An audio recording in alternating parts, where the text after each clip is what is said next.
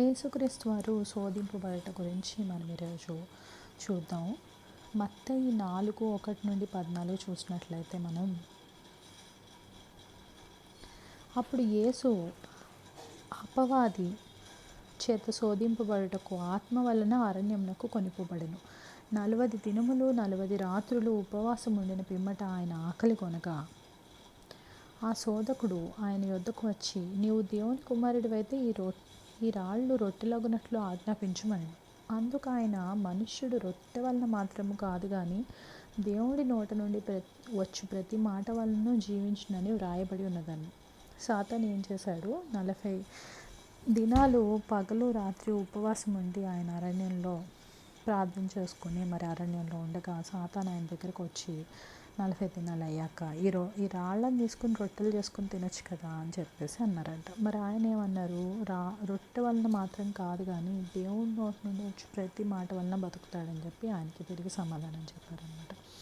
అలాగే మనం 5వ వచనంలో కూడా చూసినట్లయితే, అంతటా అపవాది పరిశుద్ధ పట్టణమునకు ఆయన్ని తీసుకొని పోయి దేవాలయ శిఖరమున ఆయన్ను నిలవబెట్టి, నీవు దేవుని కుమారుడివైతే కిందకి దుముకుము, ఆయన నిన్ను గూర్చి తన దూతలకు ఆజ్ఞాపించును, నీ పాదం ఎప్పుడైనా రాతికి తగలకుండా వారు నిన్ను చేతులతో ఎత్తుకొందురు అని వ్రాయబడి ఉన్నదని ఆయనతో చెప్పాను.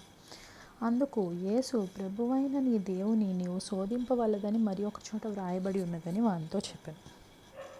నువ్వు దేవుని కుమారుడు అయితే ఈ పైన పట్టణం నుండి, ఈ దేవాలయ శిఖరం నుండి ఈ పైన కొండ మీద నుంచి ఈ శిఖరం మీద నుంచి దూకు అని చెప్తే, మరి ఆయన శోధింపకూడదు దేవుణ్ణి ఊరికే అని కూడా రాయబడి ఉన్నది అని కూడా సమాధానం చెప్పారనమాట సాతానికి. అలాగే మరలా అపవాది మిగులు ఎత్తైన ఒక కొండ మీదకి ఆయన తోడుకొని పోయి ఈ లోక రాజ్యములన్నిటినీ వాటి మహిమను ఆయనకి చూపి, నీవు సాగిలపడి నాకు నమస్కారం చేసిన ఎడల వీటన్నిటినీ నీకు ఇచ్చేదనని ఆయనతో చెప్పగా, యేసు వానితో, సాతానా పొమ్ము, ప్రభువైన నీ దేవునికి మొక్కి ఆయన్ను మాత్రం సేవింపవలను అని వ్రాయబడి ఉన్నదని.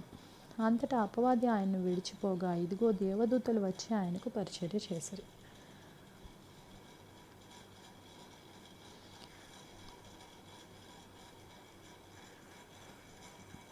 సాతాను మరి చివరిలో ఏమన్నాడు?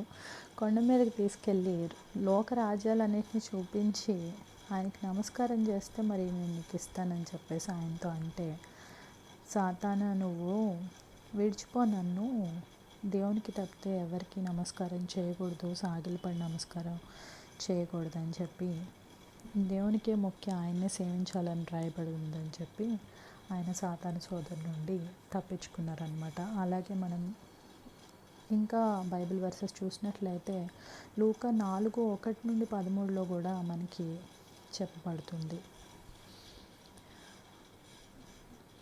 వాక్యం విన్నందుకు మీకు అందరికీ ధన్యవాదాలు.